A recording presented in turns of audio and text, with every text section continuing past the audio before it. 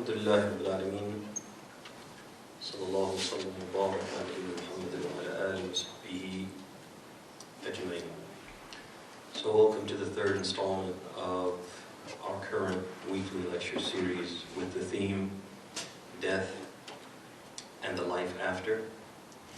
We have previously discussed death itself and some of the details about death and why the study of death is so important for us physically, but more importantly for us spiritually. We also talked about the grave and life in the grave from one angle. And now we're going to expand on that discussion by talking about al-hayat al-barzakhiyya, or life in the barzakh. So let us begin first and foremost by defining al-barzakh. What is intended by al-barzakh? Al-barzakh in the language of the Arabs basically means a partition, a divider, a barrier, something between two other things. So anytime you have something which separates between two things, it would be accurate to refer to it as a barzakh. And the reason why the life of al-barzakh is referred to by this name, or this term is used to describe it, is one, because it is the stage or the life between ad-dunya wal-akhirah. It is the stage or the life which separates between, the partition between, divides between this world, this life, or the life of this world, and the life in the hereafter. Another reason it is referred to by this name, al-barzakh, is some of the scholars have said it is a fasha. It is a space between heaven and hell. It is a space between heaven and hell. So they say this is the other reason why, or another reason why it is referred to as al-barzakh, because it is a divider between heaven and hell. And last but not least, they have said that it is referred to as al-barzakh because it is a hajiz, it is a barrier between a person and returning to this world or proceeding to the hereafter. So it's almost like a station or a point that once you enter it, it's like a turnstile. You enter and you can't go back, but there's also what? There's also something preventing you from proceeding until what? Until the appointed time when what? When that gate will be opened and that will enter you into what? Into the life hereafter. So these are the three reasons from the linguistic point of view why the life after this life, but before the afterlife, quote unquote, is referred to as al-barzakh. Min jiyat al-istilah, from the point of view of Islamic terminology, what do we mean by al-barzakh? The scholars have said, هو الفترة الفاصلة بين الدنيا والآخرة. It is the period of existence that separates between this world and the hereafter. It is the second life in a series of what? Of three lives. Or it is the second abode in a series of three abodes. And we're going to talk more about that shortly. So let's go to the second point, which is that the life in al-barzakh is distinctly, uniquely different from the life in this world. And we have to understand that, and that is from many angles. And we're going to mention them one by one. We have to understand that when you're talking about life in al-barzakh, you're talking about a completely different life, and so therefore you cannot use the units of measurement for that life that we use for this life. And so you will hear about things that will occur to the deceased person in al-barzakh, and you'll say, how can that be? That doesn't make sense. It might not make sense in what? In our terms, but it makes perfect sense in the terms of that life, because what? Because the rules are different. The rules are completely different, and the way things operate in that life are completely different. So basically, ad-dur thalatha, as the scholars have mentioned, the abodes that we live in are three. The first abode, obviously, is ad-dunya, the worldly life, the one that we're living in now. The second abode is al-barzakh, al-hayat al-barzakhiyya, or life in the barzakh, the life in the partition, life in limbo.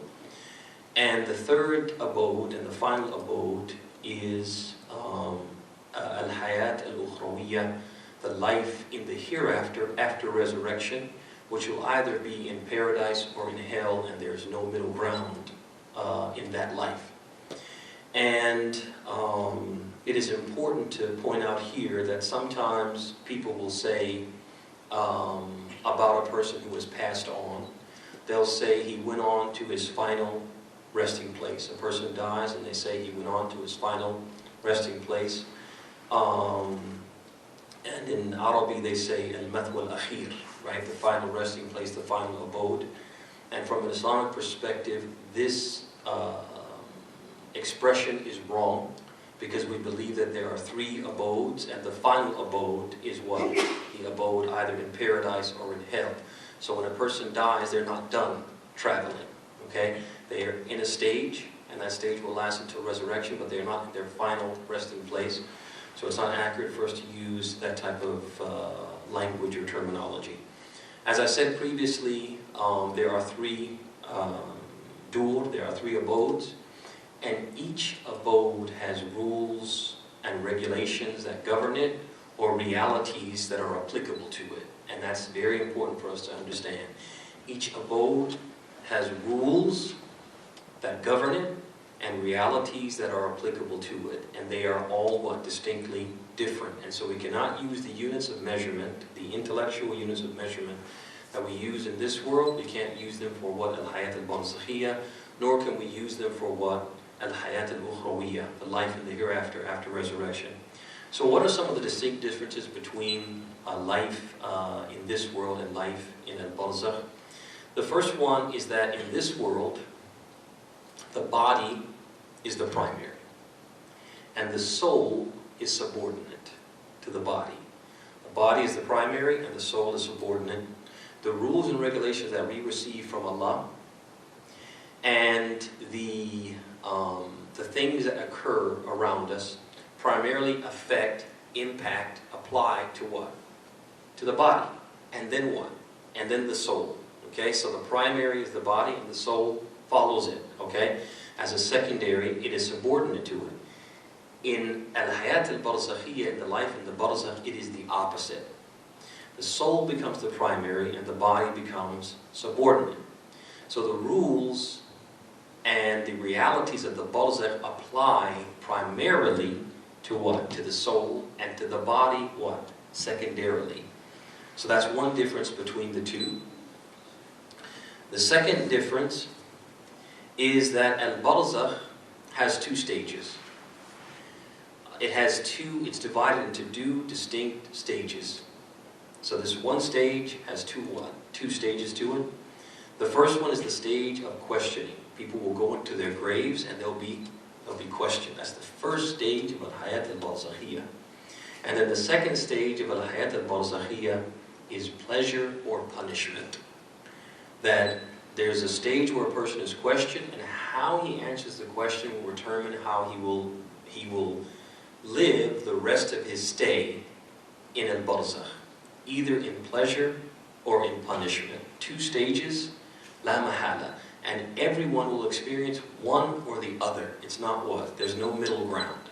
There's no one who says, well, I want to opt out, and no. It's either going to be pleasure or punishment. The third difference between this life and al-hayat al-barzakhiyya is that in al-hayat al-barzakhiyya, the person is alive. They're alive, but their life is different in a practical sense. So they're alive in the grave, but they don't need food or drink. None of the things that we need to continue to what? To exist and live are needed by the one who is in what? Al-barzakh. So the person continues to live al-hayat al-barzakhiyya, the life of limbo, and they live this life without the needs that we need to continue our existence in this world. The fourth thing, or the fourth difference, is that the soul in al-hayat al-barzakhiyya, it separates from and returns to the body while never being totally disconnected.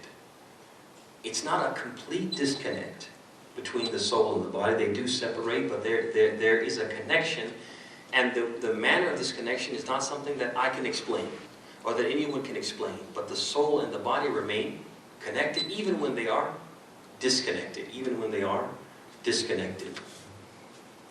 The fifth difference is that when the soul returns to the body, and an example of the soul separating from the body while still being connected is the example that we gave in the hadith of al-Bara ibn Azib.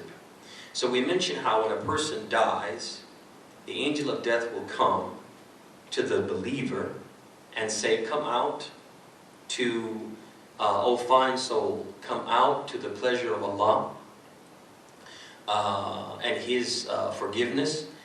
And the soul will come out from the body, and the angels will wrap it in a shroud from the shrouds of paradise, and they will perfume it with fragrance from the fragrance of paradise, and then they will ascend with the soul. And so at that time, the soul is disconnected from what? From the body. But there remains a connection that is hard to express in words, but the body and the soul remain connected. So this is an example of how they become what? Separated. We also mentioned toward the end of that hadith that once the soul reaches the highest heaven, Allah will tell the angels to return the soul to its body. And when it returns, or when they return the soul, it does what? It rejoins. So this is an example of how the soul separates, and then it becomes rejoined or relinked with the body. When the soul returns, now typically in this world, when the soul and the body are together, what happens? It's like when you plug your printer into the wall and you push power, what happens? It turns on. It comes to life, right? So in this world, when the soul and the body are together, the human what? Is alive in the way that we know life. But in hayat al-barzakhiyya, when the soul returns to the body, it doesn't what? It doesn't power up.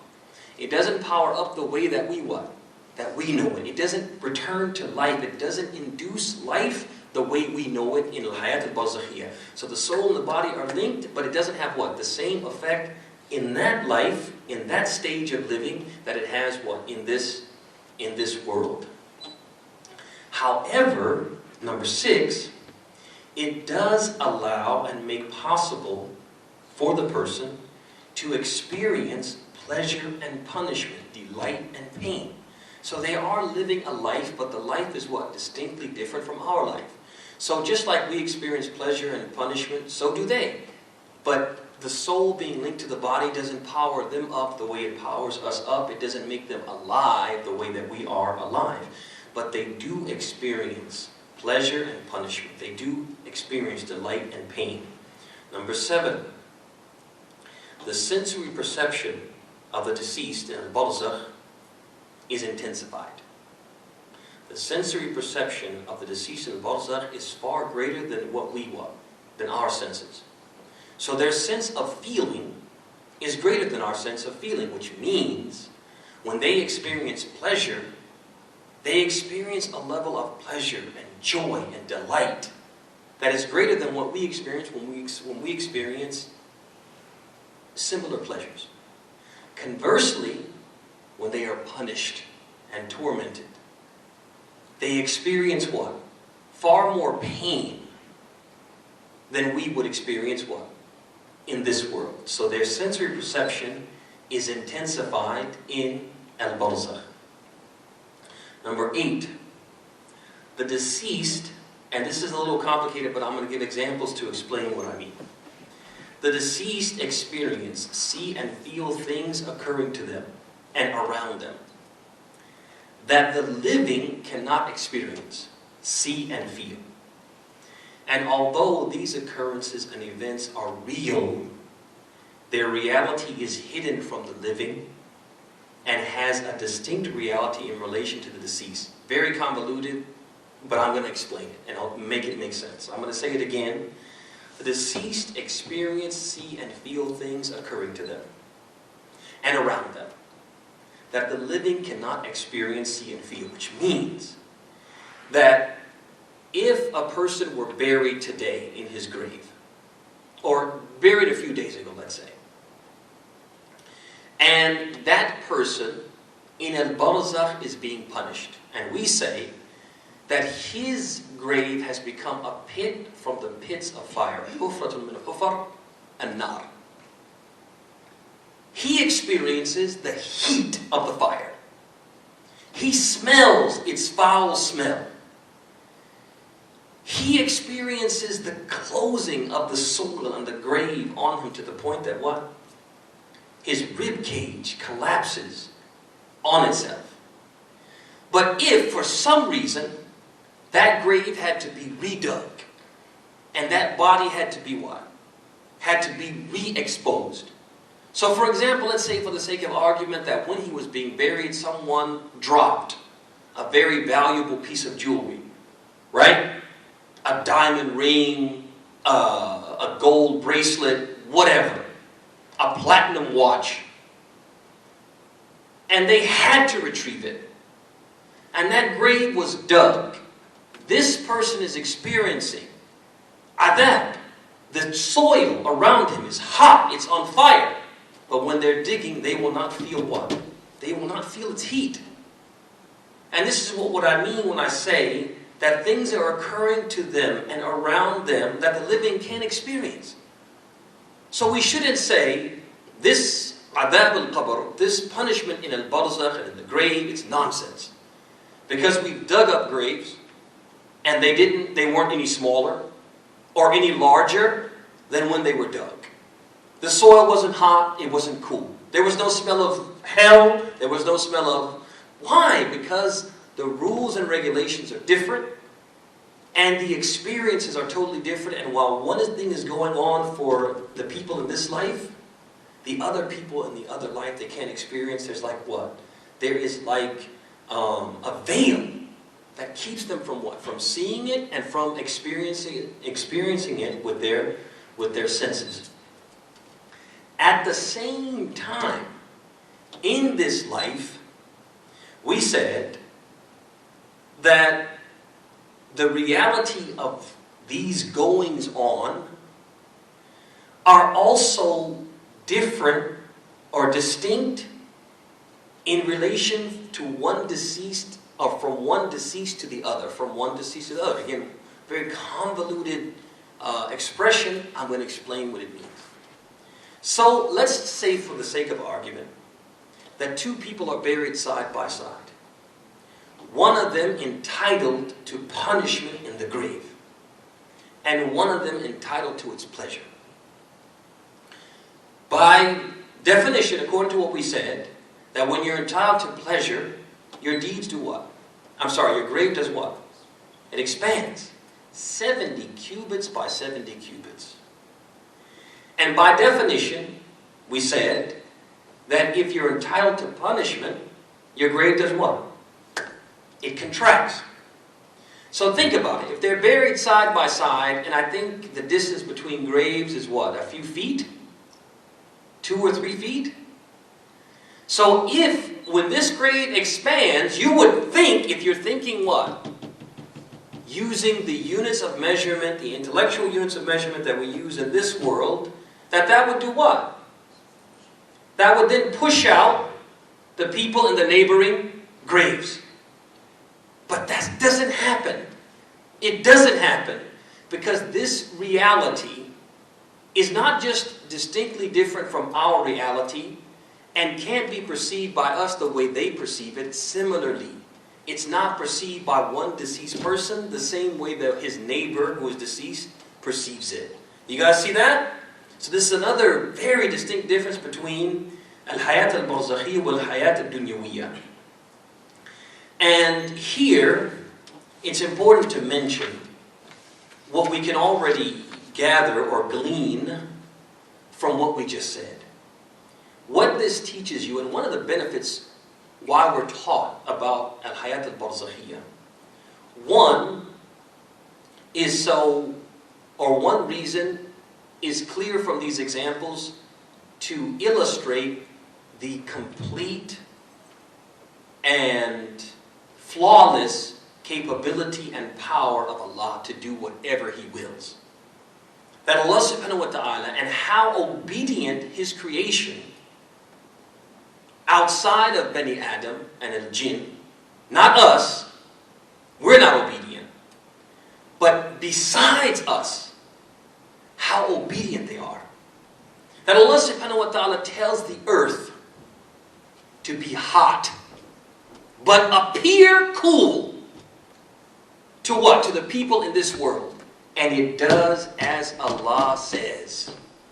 To be a fire, to expand, but expand in a way that only the dead person in the grave can perceive. Look at the power of Allah. Look at the might of Allah. To do something which our minds cannot fully what? Cannot fully wrap themselves around or fathom.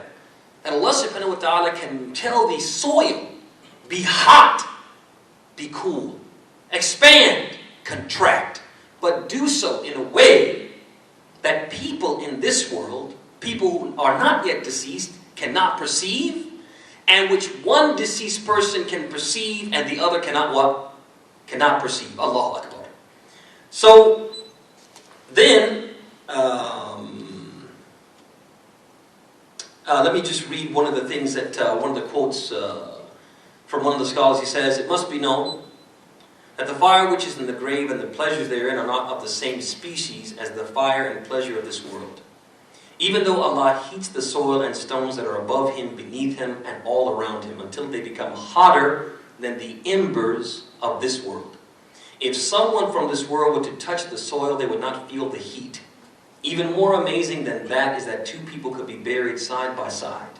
This one is lying in a pit of the pits of fire, and the other is lying in a meadow from the meadows of paradise. The pleasure he experiences is not felt by his neighbor, and he is not affected by the fire which torments his neighbor. The power of Allah and His capability is greater and even more amazing than that. He can even do greater things than that, subhanah." There's also another one that says, "That is because the elements and all of creation are obedient to their Creator. He directs them as He pleases, and not a single one of them disobeys Him or refrains from doing as He directs."